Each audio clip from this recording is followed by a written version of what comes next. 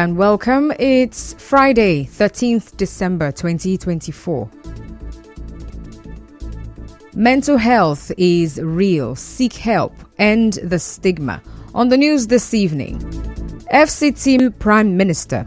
I am Constance Irele Mega. We'll go on a quick commercial break.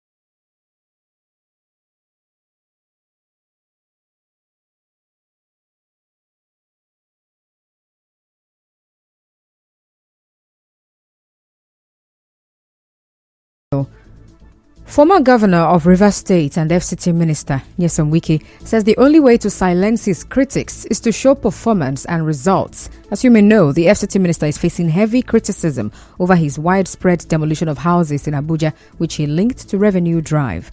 Now, the former governor spoke in a short speech during a public birthday lecture organized in his honor today. So many people have talked about criticism. I can assure you, it is even people who tell me people are criticizing you. Frankly speaking, because I don't see them and I don't hear them and I can't reply them. I've told most of you, do not bother about criticism. The only way you can silence your critics is to show them your results, show them your performance. The support Mr. President is giving to me is enough for me. It's enough for me. I don't require anything. The moment I know that my appointer is happy was my own. Now, earlier, Senate President Godswill Akpabio called for a stop in political betrayal, saying it undermines continuity in governance. I don't care what people say, but we must try to stop this politics of betrayal and politics of treachery, because it does not even allow for good succession. You can have sustainability in good policies and governance when the person taking over from you is interested in not destroying you alone, but destroying everything that you did. I was discussing with some of my colleague senators, and I said, I don't know how somebody will quarrel with a man like this. If he shouts here, even while we are sitting there, by the time I get to that door, he has forgotten. He will be the one to carry the phone and call me and said, so when are you coming to the house for lunch? And he has forgotten that we quarrel. Then I'll tell him after the quarrel. Now, Senator Akpabio addressed the ongoing political crisis involving Governor Siminalayi Fubara and the Martin Amehule-led House of Assembly. I don't know what is happening in Rivers State, but I do hope that the successor to Nyesom Wike realizes the fact that no matter how the bird flies, the legs are pointing to the ground. Sometimes I wonder, as a politician, I would never have been the governor, given the resources of Rivers State. And then I disagree with my house, and I'm not able to poach at least one member out of the other group. So if I don't do that, it means there is something wrong with my political philosophy.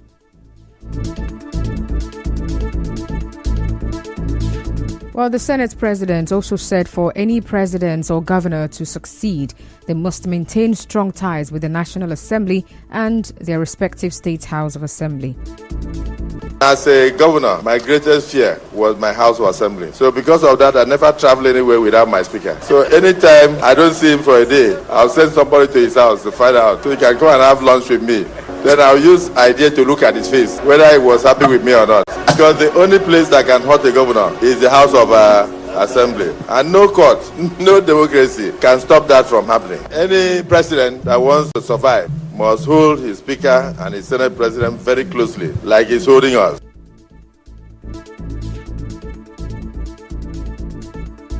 Now, on his part, the guest lecturer, Professor Julius Ihumbere, who spoke on the topic Pragmatic Strides of a Visionary Leader and Contemporary Issues of Society, said the FCT Minister Nyesom Wike understands true leadership. Let's be clear. A vision alone is insufficient. Execution is key. Great leaders possess the unique ability to translate their lofty vision into actionable steps.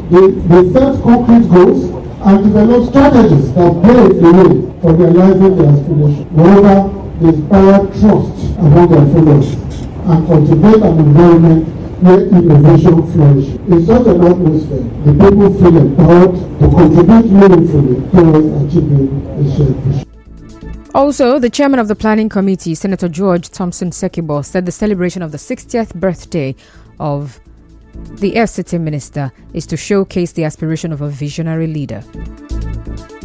This occasion is a shared celebration of where we are coming from, our present, what he has been to us, and our aspiration. And we know he's going to do more for all of us. A time to unite and honor the legacy of an exceptional leader. Once again, I warmly welcome you all. Let us gather to celebrate, learn, and inspire one another as we pay tribute to Nelson in the war, Wike's significant contribution.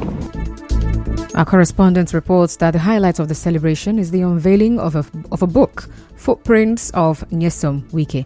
In the meantime, as the debate about the role of politicians with federal appointments in driving development in their area lingers, a professor of political sociology, Steve Wadu, has warned that an entitlement mindset in politics hinders development. As you may know, recent comments of elder statesman Celestine Omehia challenging Rivers State's only serving minister to account for the projects he has attracted to the region reignited conversations about the expectations placed on political leaders to deliver tangible benefits to their communities. In an interview with correspondent Soibil Ruwari, Professor Wadu of the University of Port Harcourt traced these expectations to Nigeria's political system, where appointments are often seen as opportunities to share resources. He highlighted that this entitlement mindset stems from the country's significant development gaps, which makes communities rely on political leaders to address needs. Because if you look at from the political history we have, it was also stranded from the deficiency or inadequacies in the development of our society. The foundation of this mentality is because of the distributive federalism we have, and that distributive federalism is rooted in a competitive representation of different tribes and different ethnic groups and different communities. That perception becomes an evaluation perception. You were there, what did you give to us? I was there, I did this and did this and did that. Professor Wadu noted that this trend, now a common benchmark for judging political leaders, has deep historical roots in Nigeria's governance and resource allocation practices. He, however, urged for a shift in perspective and encouraged citizens and leaders alike to prioritize sustainable development strategies over the transactional expectations tied to political appointments. The solution to it is simply decentralize the federal government. Do not make a federalism a distributive federalism. That's why whoever is at the federal government has power, because it has power to distribute. Otherwise, distribution of development facilities and amenities and so on should be decentralized. If the power of the federal government is also decentralized, if the control of the nation's wealth is also decentralized, so much control of federal revenue in the hand of the federal government. Moving on, Governor Siminalayi Fubara says the state government is committed to reducing oil theft and pipeline vandalism. Governor Fubara said this today when he donated security surveillance gunboats to the Nigerian Navy. He said the donations will help protect the waterways. We are saddled with a very difficult problem that we are all battling today, which is the issue of pipeline vandalization and theft, which is a big problem in the Niger Delta. We want to encourage you to do more. On our own part as government, we are donating these gunboats to the Nigerian Navy so that the Nigerian Navy will perform better protecting our waterways. We have cases of kidnap, the Bonny Line, we have cases of piracy, the side of the Calabari axis of the waterway. How will they manage these waterways when the government live up to its own responsibilities? Still to come, Labour Party asks court to declare seats of defected House of Representatives members vacant. Stay tuned.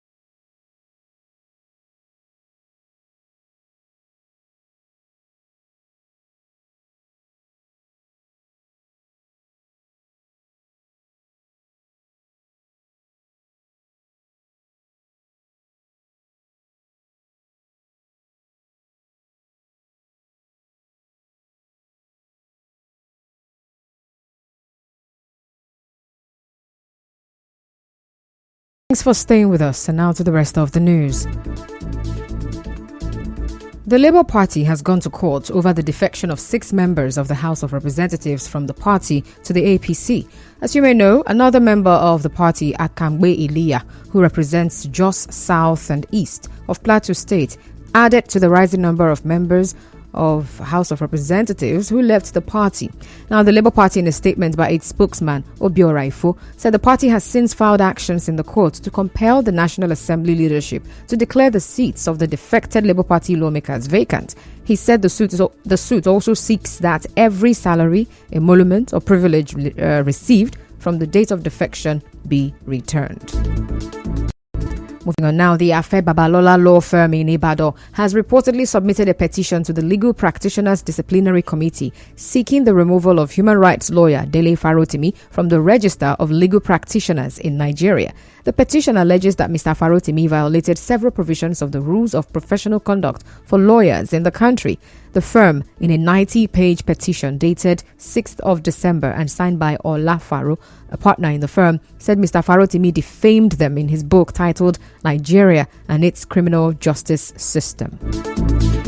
In other news, President Bola Tinubu has appointed Nwakuche Ndidi as the acting Controller General of the Nigerian Correctional Service. His appointment follows the expiration of the tenure of the current CG, Haliru Nababa. Recall that Mr. Nababa was appointed by former President Muhammadu Buhari on 18th February 2021. In a statement today, the Secretary of the Civil Defense, Correctional, Fire and Immigration Board, Jafaru Ahmed, said Mr. Ndidi's appointment takes effect from of the National Agency for Food and Drugs Administration and Control, NAFDAC. Mojishola Adeyeye says the marketer of recalled amoxicillin, Kingsley Ekeanyanwu, is in custody. Mrs. Adeyeye says at a press briefing in Abuja, and she said the agency is investigating the capsule manufactured by Ecomed Pharma Limited. Well, on Tuesday, NAFDAC notified Nigerians of the recall of one batch of Dickens amoxicillin 500 mg capsule following reports of adverse reactions.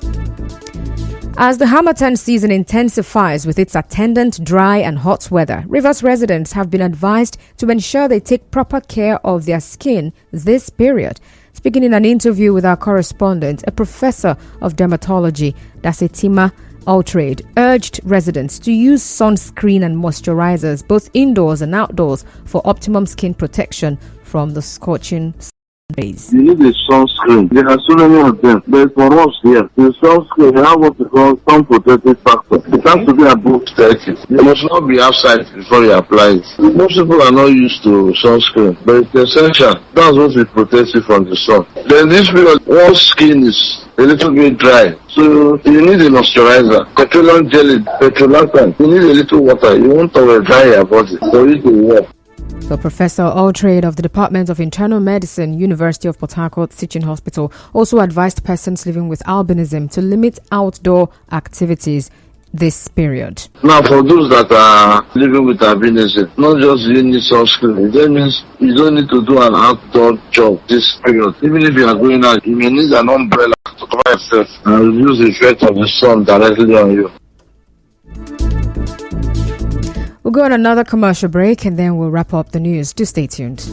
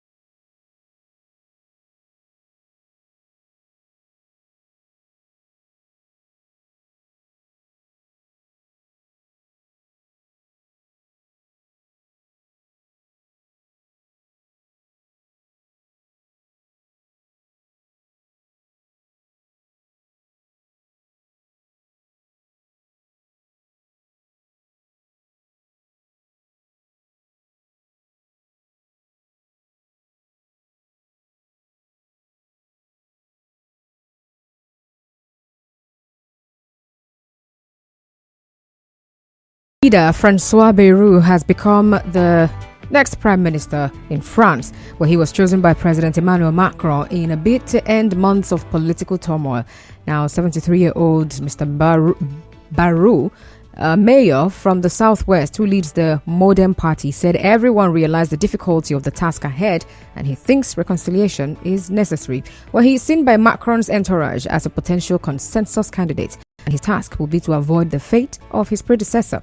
Well, former Brexit negotiator Michael Barnier was ousted by lawmakers 9 days ago. And that's the news this evening. But before we go, let's take a look at the highlights. The FCT Minister Nyesom Wike has defended his actions amid the demolition in Abuja, which has stirred criticisms. And the Senate President Godswill Akpabio has called for a stop in political betrayal. Rivers State Governor Siminalayi Fubara says the state government is committed to reducing oil theft and pipeline vandalism. On the foreign scene, France has a new prime minister. The news was edited by Martha Okere. To reach the news team, send an SMS or WhatsApp to 0808 721 7215. I'm Constance Irele Mega. Thank you so much for listening. Good evening.